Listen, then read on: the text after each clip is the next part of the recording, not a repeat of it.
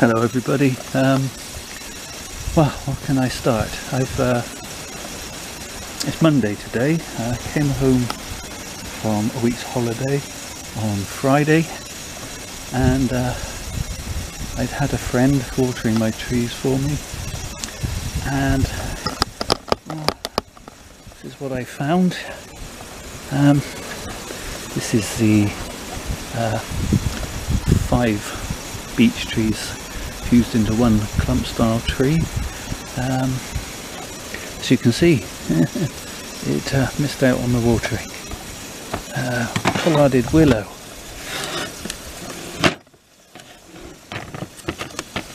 Pollarded willow. Well, I don't know if it will survive or not. I'm hoping it will. Most of the stems have died back. As you can see, I've cut them back, and I've had them soaking in a bowl of water, which I'll put it back in a minute. And some of my root over rock trees are looking worse for wear, but this one's not entirely gone, and yet that tree is dead. This trunk, root, trunk, both of those in fact look, if not dead, dying. So obviously I shall remove all the dead pieces of all these trees, and I'm hoping that given time and watering they will come back to a certain extent. You know, they're not completely dead yet. Even the birch I don't think is completely dead. I'm not sure about the pollarded willow. Time will tell. I couldn't make this video the last couple of days. I was pretty peed off, to be honest, but I can't stay mad. You know, they did their best, and they kept alive all the other trees. There are a few others, a couple of alders that are looking very sick, and a nice cherry that I had.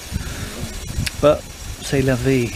You know, I might have lost some trees, and I'm a bit disappointed that they're trees that I was focusing some of my playlists on.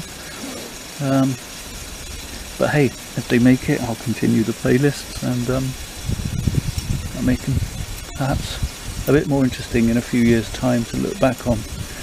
The point is that they did in fact keep alive 99.9% of my collection of trees, and so, you know, I'm not going to be ungrateful. So back to this one. What I'm going to do with this one is I'm going to take off this because it's not connected to anything. I'm just going to chop it off here at the base.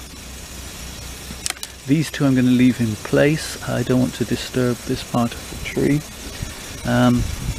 although I do think that they're, if not dead, dying. I'm hoping the top part will remain viable. The trees at the back, yeah, they all seem healthy. So I need to replace these at the front. So what I'm going to do, I'm going to take my handy dandy root rake, and I'm actually just going to make a hole straight down into the compost, just there, and into that I'm going to place a cutting of from the parent plant, so it will be the same. I'm simply going to place that in there, like so, and another one just there.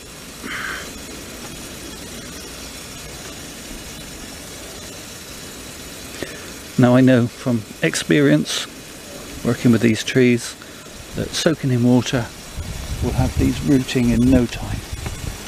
So I'm just going to stand the whole thing in a big bowl of water, and hopefully these 3 cuttings will root, and then next year I can remove these existing pair if they die off completely, and then these will get wired straight back into place for the new chunk roots at the front. So that will take care of that problem, I hope.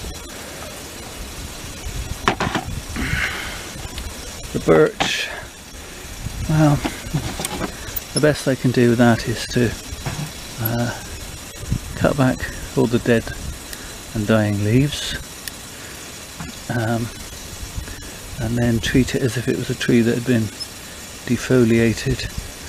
Keep it sheltered and hope that the tree will flush out a new set of leaves, and that those leaves will then have time to build up some strength for the plant to get through next winter. I'm hopeful.